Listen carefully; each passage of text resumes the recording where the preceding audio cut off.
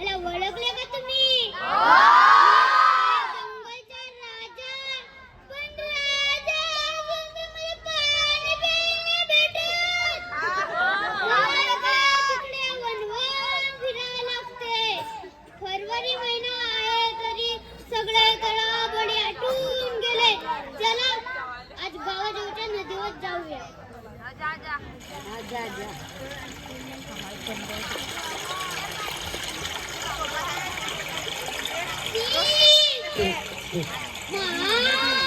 माझ्या चिखलान तोंडात भरून गेला.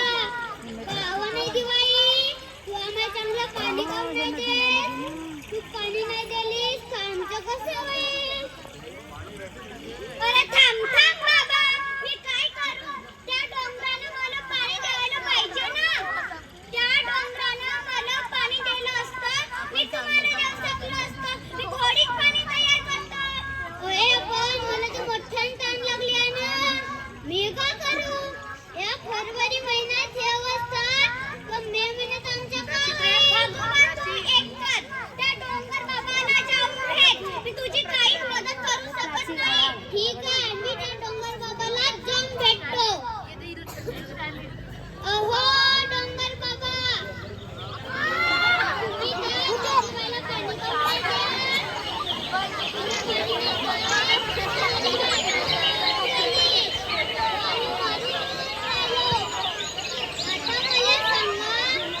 आम्ही पाण्यावाचून कसे जगू? मला तुझ्या बोला, पण मी का करू बाबा? त्या काळ्या ढगांनी मला पाणी द्यायला पाहिजे ना. मला सांगू का, मी पाणी द्यायला नाही गलत. त्या आकाशातले काळे ढग पाणी देतात, म्हणजेच पाऊस. हो मला माहित आहे, आभाळातून पाऊस पडते, जमिनीवर जमा होते. पण आता जमिनीवर एक पाणी नसतं आम्हाला प्यावाले. तू आता आभाळालाच विचार, आभाळाला ती आली तर पाणी पडू शकते व तू पिऊ शकतो. धन्यवाद डोंगर बाबा, मी त्या आभाळालाच जाऊन विचारतो. कोठी गेलास तू? कोठी गेले तुझे काळे ढग? इकडे बघ. डोंगर बाबाला पाणी काऊन नाही देत? मला खूप तहान लागली आहे. अरे वाघोबा, आता मी काय करू? तो समुद्राची वाफ देते, ती वर येते आणि त्या धुळीचे कण डगतात आणि काळं ढग जमा होते. आता मला सांग, समुद्रानं मला वाफच दिलं नाही, त्याला मी काय करू? अरे देवा, मला मोठ्यानं तहान लागली आहे ना. तू सांग मी काय करू? तू त्या समुद्राला जाऊन भेट. नको रे बाबा. पण का?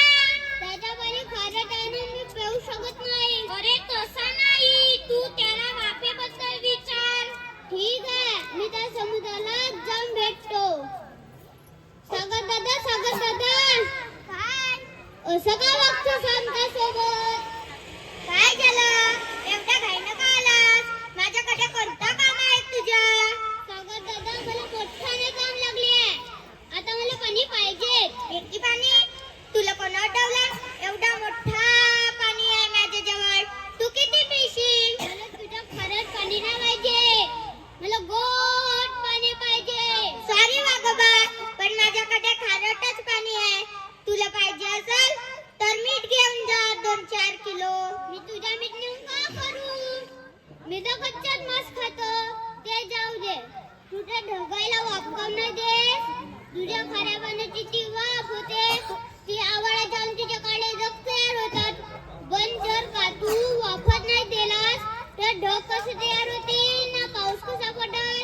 अरे पण मला त्या सूर्याने तापवलंच नाही तर माझी वाफ कशी तयार होणार? जा, तू त्या सूर्यालाच विचार. थँक्यू. हा, मी त्या सूर्याकडे जातो. अहो सूर्यदेवा, असं का वागतेस आमच्या सोबत? होय मी. बोल वाघोबा, काय समस्या आहे तुझी ना मला असं का विचारते? सूर्यदेवा, तुम्ही समुद्रात टाकून वाघ बनवा की नाही तुम्ही असा ताणलेला राहील. मी तुमच्यावर रागावलोय. मला सांगा, समुद्राची एवढी वाफ बनवून मी पाऊस पडतो. पावसाच्या पाणी झाडायले, झुडपायले, जंगलाले, शेतीले, जनावराले सगळ्यांना आटविते. हावजी सूर्यदेवा, खरं तुमच्या खूप उपकार आहेत आमच्यावर. सगळे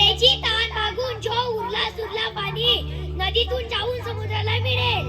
भाऊजी सूर्यदेवा खरं आहे तुमचं, पण तुम्हाला त्याची किंमतच नसेल. माणसं झाडं तोडतात माहित आहे का? झाडं पाणी आणून ठेवतात आणि झाडं पाणी पुरवतात आणि आज पाणी तुम्हाला नदीतून बोरिंगीतून वर्षभर मिळते. चुकला आमचा सूर्यदेवा. मी जंगलचा राजा म्हणून सगळ्या माणसांना समजून सांगेन, पण तुम्ही रागवू नका. ठीक आहे, तू एवढी विनंती करतेस तर मी समुद्राला तापवीन. मग त्याच्या वाफेचे ढग बनतील आणि ते वर येऊन पाऊस पडेल. मग झरे तलाव सगळीकडेच पाणी वाहेल. मग सगळ्याची ताण भागून जो उरला सुरला पाणी नदीतून जाऊन समुद्राला मिळेल. खूप खूप धन्यवाद सूर्यदेवा. जा बिंदास रहा, पण निसर्गाची काळजी घ्या. झाडे तोडू नका, प्रदूषण करू नका. झाडे लावा व झाडे जगवा. झाडे जगतील तरच माणसे जगतील. पाणी जपून वापरा आणि जलचक्राचे संवर्धन करा. धन्यवाद.